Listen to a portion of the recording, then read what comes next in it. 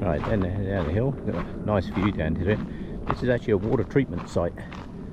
The city of Calgary turned it into a wetland, but it also purifies the water before being released into the river.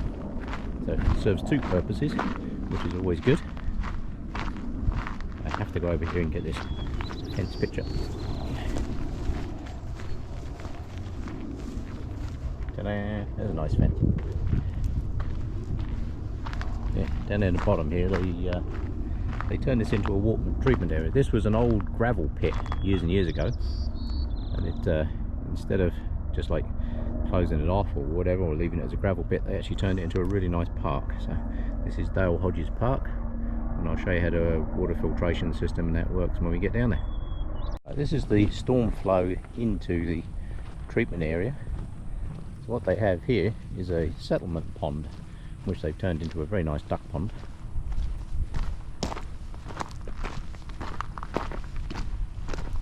All the way down through here you'll see that they've got where that white concrete in that is, that's for increased water flow, just in case we have a big flood event, which is not unusual in Calgary. At this time of the year it can go from this to full-on flood in next to no time whatsoever. So I am going to walk over here and just show you how this works. What we have here is a large settlement tank.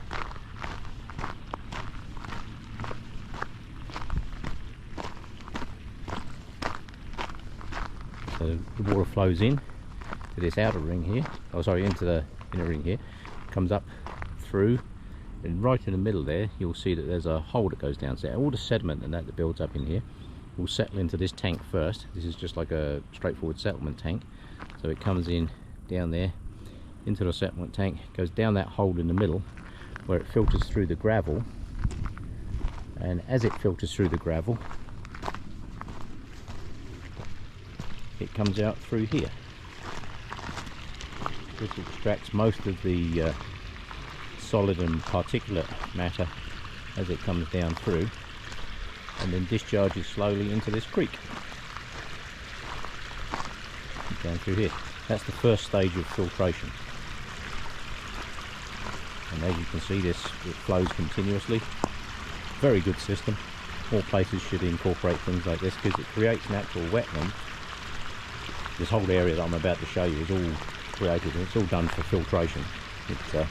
They've actually made an extremely nice park down here. They have water flow management throughout the whole system, so everything's done by very precise levels. If we get a big flood event, off to my side here there's a flood ditch, so it can bypass some of this if it has to, and in here is the bypass weir. So if it gets too full, if the system fills up, it actually flows into this area over here, and there's a little spill waterfall over to the other side there. I shall just head over there and show you how that works. As you can see, we've got a creek down this side, which is like a bypass creek. So if there's too much water in the system, we get a flood event, instead of overloading the ponds, the wet ponds, they have this as like a spill port, and it just spills out the water to maintain it at the correct level, flows down that creek and continues on its way down through the reed beds. But I'll show you how all the reed beds and that work in a moment. This is very nice down through here. Be careful not to fall in the water. Yeah. But it turns a natural biological water filtration system into a very nice park. Right, I will continue on my way around to the reed bed. Right, so all the water comes out of the sediment area there, and then comes down in here. As you can see, we got ducks down in there with all the little ducklings and what have you. Makes an absolutely fantastic wildlife habitat. They're all in there eating the bugs, and all these reeds, there are literally beds and beds and beds of these reeds. And what these reeds do, obviously, is they suck all the nutrients and that out of the water, anything that's still left in the water. They'll grow like crazy, create amazing habitat, and these ponds all the way down through here are all cascaded together, so that one flows into the next, into the next, into the next, before the water is eventually discharged into the river. This is the best way to filter water. It really is. And this was an old gravel pit, which was basically, it hadn't been used for years. And they decided, hey, you know what, we can actually turn this into a really good wildlife refuge. And as you can see, there's loads of birds in here. Wildlife's actually everywhere in here. There's loads of birds in here, everything.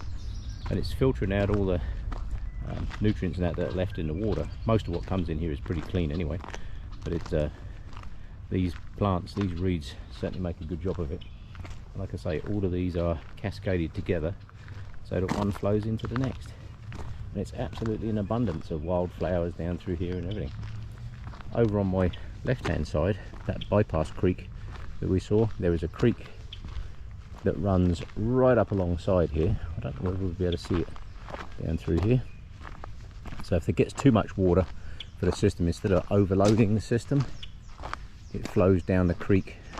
There is a creek down this side. Let's see if I can see it. Oh yeah, there's a creek down this side that allows all the water to basically bypass most of this system and continue on out. But if you look, there's little stepped weirs all the way down through here, and the idea of that is to aerate the water as it goes. Quite often you'll come through here, this is bone dry, you can just walk right across here. But it's this time of the year, June and July in Alberta, gets very wet, to say the least. Right, I'm going to continue on round to the walkways. All the way around these filtration ponds, you'll see that there's these black tubes filled with rocks, and what they are, they're spill ports. So that if this pond fills up, which it can, and we get heavy rain, this thing will fill right up. But then all the water will feed into there, under the pipes, and then back out into the overflow, which is over that way.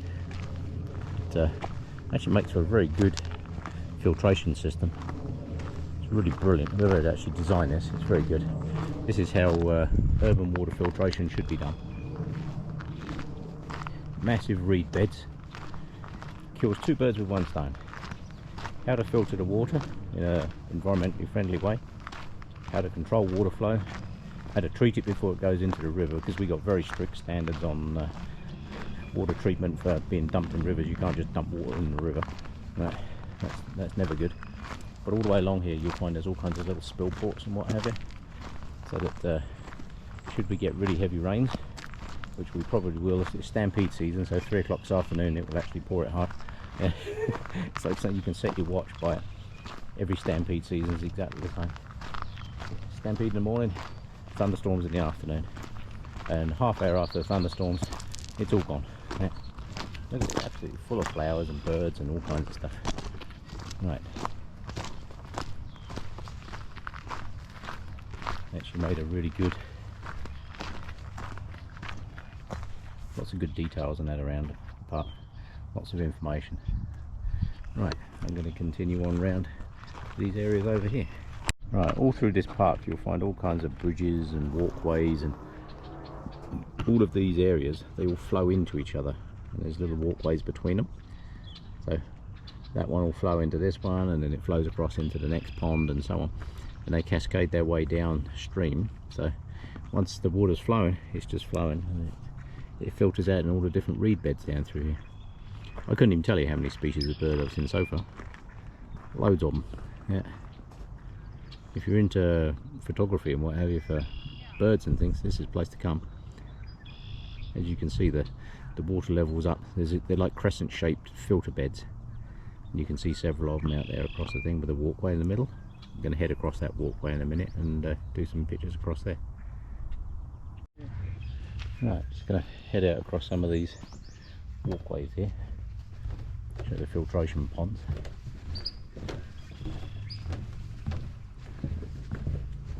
Absolutely brilliant.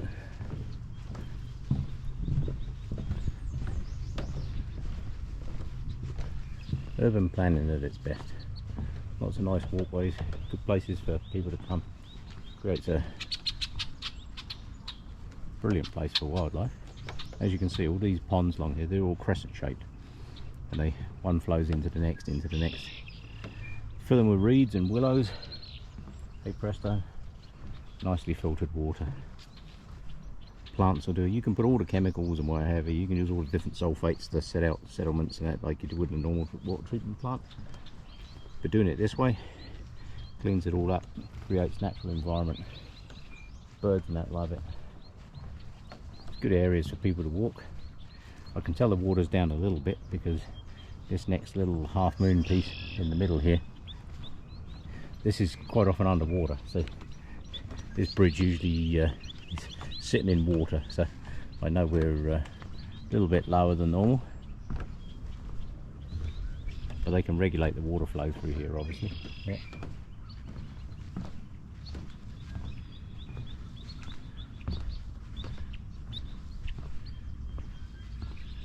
All through here, if you look at that bank over there, there's actually a trail that goes along the side of there, and the mountain bikers love that.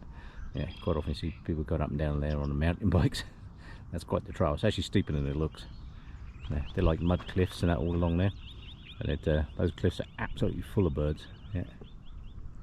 So this was a perfect location to actually build this site.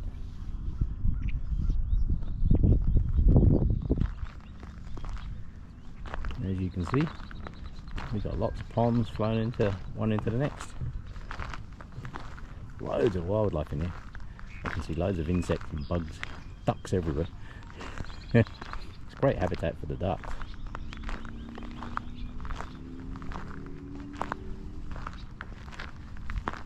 Good place to come for a walk. It's nice down through here. So we'll head on down through towards the other end and we'll show you where the water gets discharged into the river. Lots of little side paths and that down through here. Normally this piece up on the end is where you can access that island where the people are with the canoes are. You can walk down through this piece over here.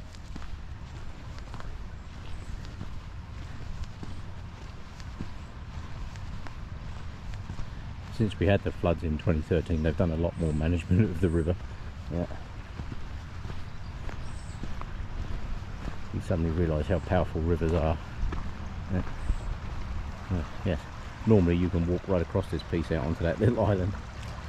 Not so much at the moment. As you can see, all the shrubs and that are underwater.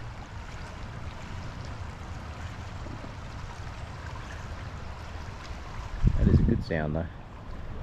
All the time you hear that sound, it's oxygenating the water. That's a good thing.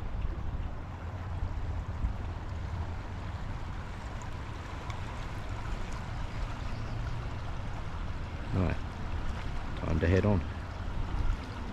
Right, so this is following down all the way through the water system.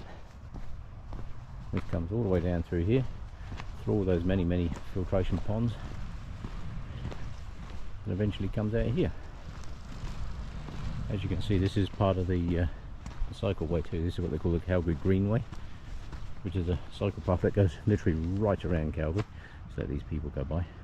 So this is where all the treated water will come out of here. Flows down around there, and eventually will come out and flow into the river this way. All treated, no chemicals, just millions and millions of plants, and that's what you want. Water's up quite a bit. Some people kayaking down the river. Normally that sandbar that they're stood on there, you can actually walk out onto that. It gives you an idea of how high the river is at the moment. Normally you can walk straight out on there, you just go over that side and you can walk out onto that bit. But this is where all the filtered water from Dale Hodges Park all joins the river. It'll come out of here and heads on its way down to the Hudson Bay. Yeah. As you can see, a lot of our water's high. Yeah, but we have had some very high water levels in the mountains. Underneath the water here you can see there's some rocks across there. I've walked across there, they're like stepping stones. I've walked across there many times. They are actually just a pile of stones that are set up for stepping stones. As you can see, one of the things that everybody likes to do in Calgary is to float down the river on a hot day, and this is a good day to do it. Sometimes you come down here and there's boat after boat after boat after boat. Yeah. They are supposed to be building a berm the other side of the river there, much to the disapproval of all the people that live there. However, it is part of the required flood defences because that area over there is actually really flat, and in the 2013 floods a lot of that area over there got really badly flooded, and now it's just about impossible for them to get insurance over there against flooding, because this river is high at the moment, but if we had a big rain event out in the mountains, this water could easily rise 2 or 3 more feet, and you don't need to go too much higher. Looking at the other side there, before it becomes a problem. So they are putting a berm along the other side of there, and that'll certainly help with the flood protection in that part of the city, that's for sure. What a great way to spend the day though. You can start off at Bowness Park and float down the river. Here comes some more people down here. Float down the river. Takes about 2 hours just to get all the way down and down the other end. Like I say, this is where the water comes out from the treated water from the reed beds, discharges into the river, and away it goes. Heads on downstream. Great way to solve the problem. Right, one last look along this piece before I head back up. There's an eagle pole over there. They put these poles in every there for the eagles to nest on, but there isn't one up there, not at the moment. Look how high this water is.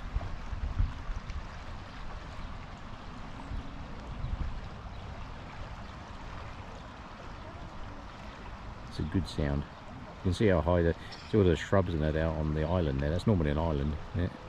All decidedly underwater at the moment. Oh, I hear another train in the distance. Train always comes when I'm somewhere else. Right, well that is Dale Hodges Park. Right, there's many small islands and little bits in here all joined together. Like I say, each pond flows into the next. And there's many little walkways. It actually makes for a nice little trip around the park. Going to head up over this other walkway over here. In the winter when you come along here, this is all just solid ice. Yeah. It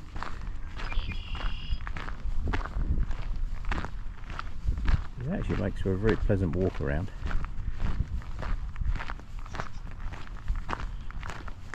So there's so many birds in that down through here, it's just crazy. I couldn't even tell you what half these birds are.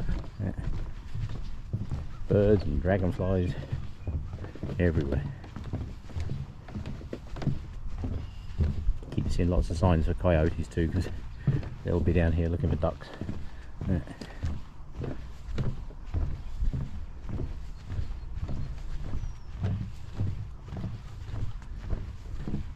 The clouds are building. See the clouds building over there. That means we've got thunderstorms coming.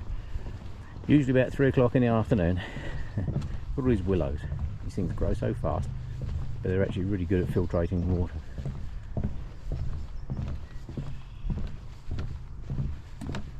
Now I want to see if I can get back across to the other side over there, because that'll make a nicer walk back up the other side.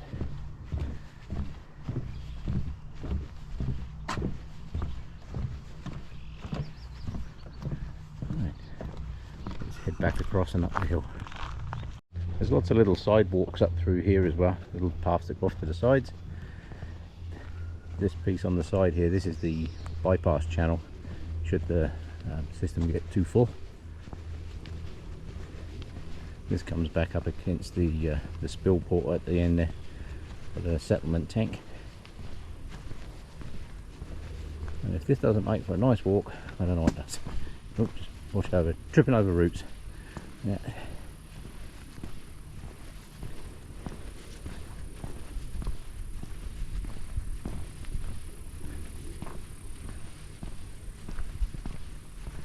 Up through here, this comes back out to where the spill port was, right there. This corner looks a little wetter.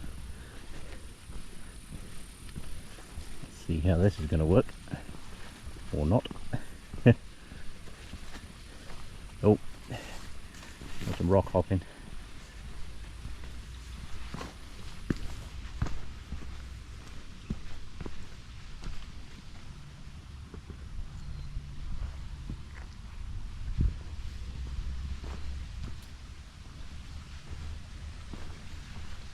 And this brings me back up to where the spill port is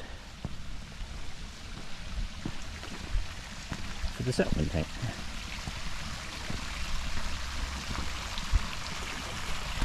That's a great sounder.